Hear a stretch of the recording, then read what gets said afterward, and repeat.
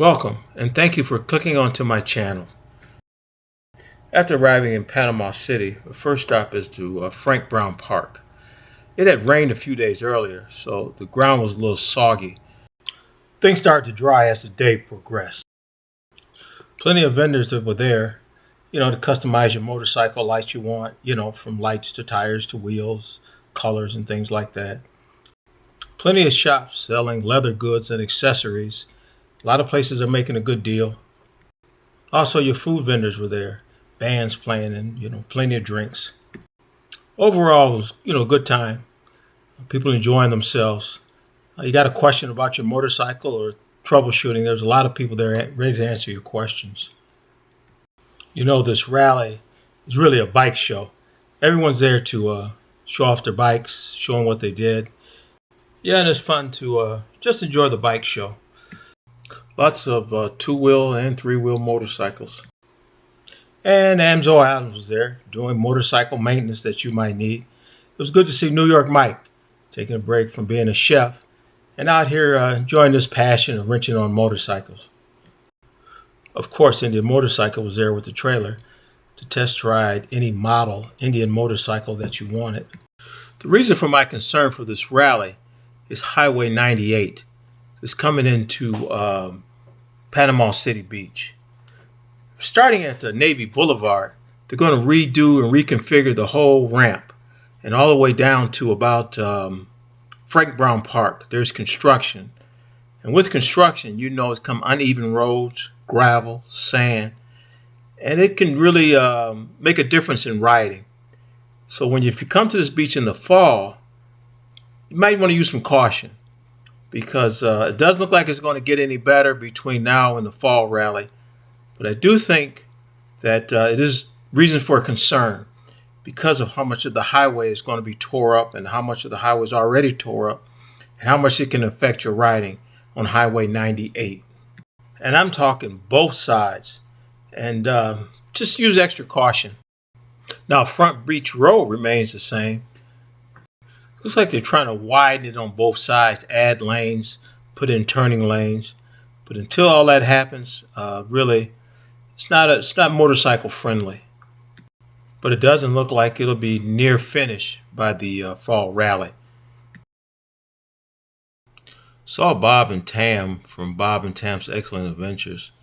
They were kind enough to stop to give me a few pointers on editing video and on YouTube itself. And a big thank you to Bob and Tam. Another highlight was this Indian motorcycle.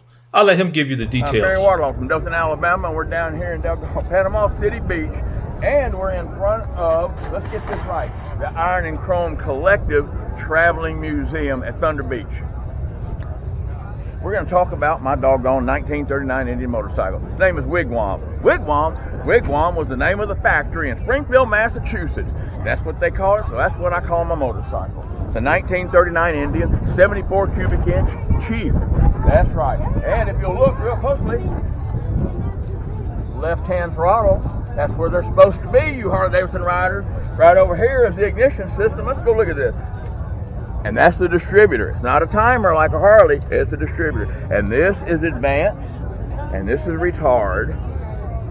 And then it's the key switch. We have a fuel system over here. I'm sorry, sir. Brake. And then we have the iconic horn up front, which is the Indian chief head. So look at that. Man, who don't want one of these? My grandmother wanted one of these, and she didn't even know it. So it's how we do it. Left-hand throttle, right-hand shift. And when I go to put it in gear, you're in neutral. You hold it, you brake, and you reach off with your throttle hand, you put it into gear.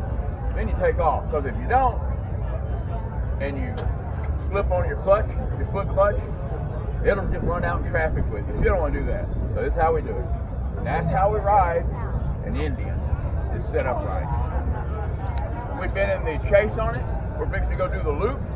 We've ridden across country. We were up in Sturgis with it, and it's nice. I like to ride in the back of the pack because most of the Harley Davidsons lose parts, and I'm building a Harley Davidson, so I just pick up all the Johnny Cash box. I just got $1 that Harley Davidson oil. Then I made a detour over to CanAm. If you're considering a three-wheel motorcycle, Great option. Met Coach Bob. He has a YouTube channel. And Bob has great reason why the CanAm brand.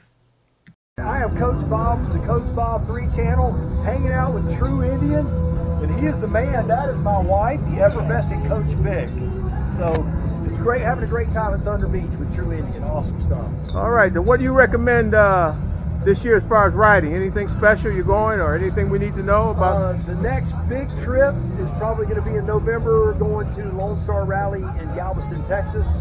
I hope to go to South Dakota in July, but only time will tell on that. Okay, what about the 3-wheel rally in Florida? Did you hear about that? Yes, I'll be going to the land rally. It's normally the end of October, beginning of November. Okay, we'll look forward to seeing you there. Bye, buddy. Thanks, Bob. Ride safe. I see the sky in, and I got this. Okay. And I've had it about 2 weeks. Oh, really? And I've been putting it through its paces, let me tell you. Okay. Beating the heck. Real mods that you think that you would put on it, or anything that's...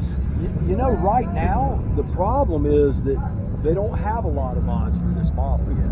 So they've got a backrest, of course, that you can put on it, and they don't even have a trailer hitch for this yet. But the cool thing about it, though, this back will pop off, the back seat will pop off, and you get a nice big link system rack.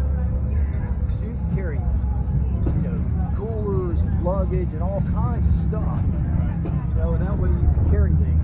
I take this back seat off, I put my dog back here in a little box, and she rides and has a ball. This thing's been right. Put it in rally mode, and it's a monster in dirt. It's a monster in dirt. Thanks, Bob. Safe travels. And this is Vivian. Talk about her custom-built motorcycle. Go ahead. Hi, I'm Vivian Gypsy Chair, and this is the motorcycle that I built for the Discovery Channel Biker Build-Off in 2006. And the name of this bike, I don't know if you're going to have to figure this out, is Bitch Slap. And why? Well, because this is, this motor was built by Barry Wardlaw out of Dothan, Alabama, Accurate Engineering. And if you want to step over here, I'll go through the motor with you. Excuse me, darling. Now this is a dual rear knucklehead motor, alright? And so instead of having intake to a carburetor, to an air cleaner, you have intake, exhaust. So 2 rear heads. In order to do that, I need dual Mikuni carburetors, 42 Mikunis. This is an 80-inch motor built by, like I say, by Barry Wardlaw.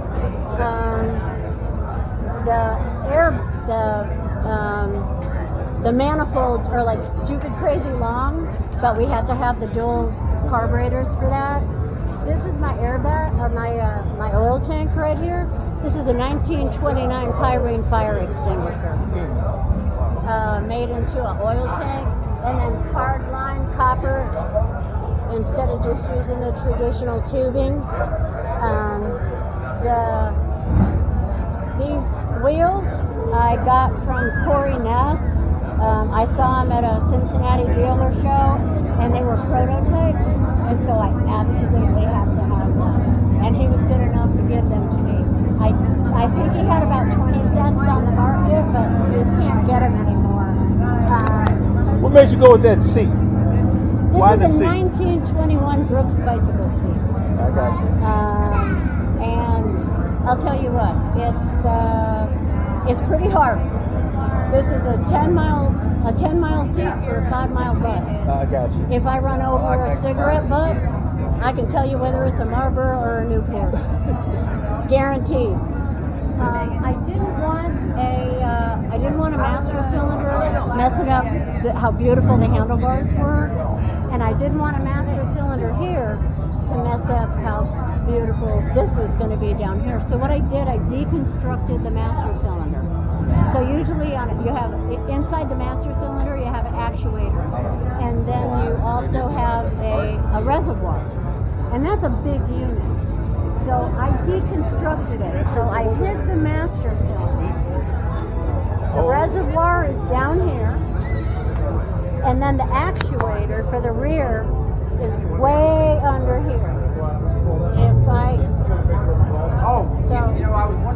focus here, if you focus down here, this is my rear brake, right there, into that actuator and then into the reservoir, so that I can get juice brake. Wow. Yeah. That's really some engineering. It just works. Yeah. Now, one thing that you'll see on this motorcycle that you don't see on a lot of other motorcycles that they used to use way back in the day.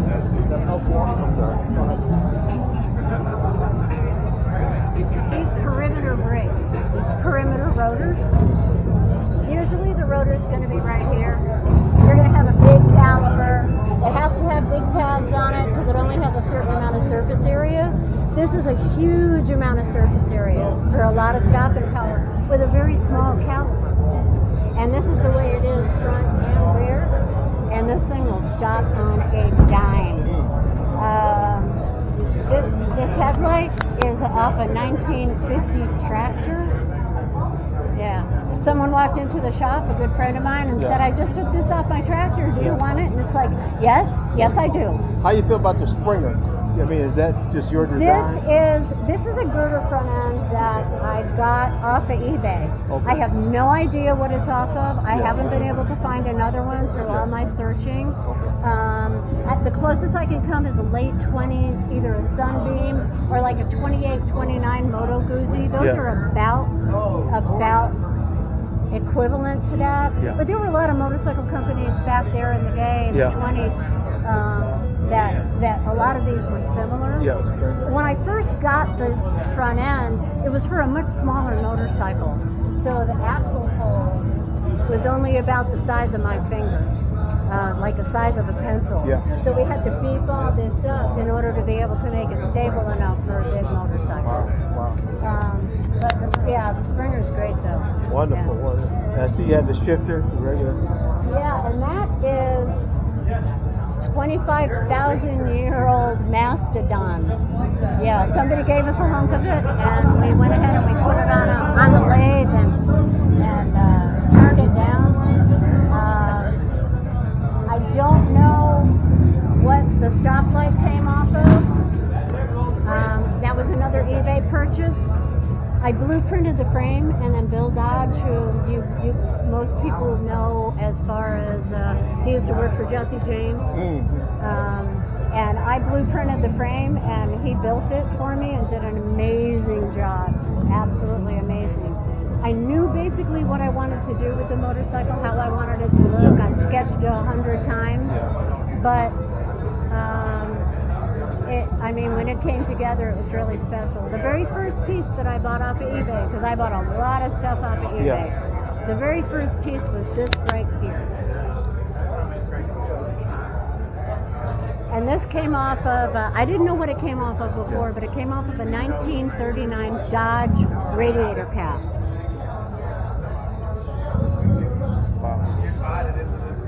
And I have to have it for my gas cap. I got you. And it's just so beautiful. It's just so beautiful. And it was like, if you take a look at it from the side, that is the look that I wanted the whole bike to be about, right there. Miss Vivian, what are two switches for? My lights and on, because it's a kickstart only. So it's just on and my lights. So those are the only real electrical switches that are on the bike. I got you. It doesn't need anything else. So And the shifting transmission is how big?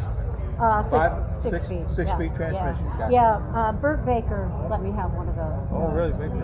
Yeah. So it's a Baker transmission, and Burt is wonderful, and his stuff is like bulletproof. Yeah.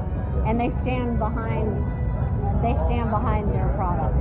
You know, you can buy transmissions that are on the market right now, and they come from Taiwan or China or whatever. You're gonna get what you pay for, and there's no customer service.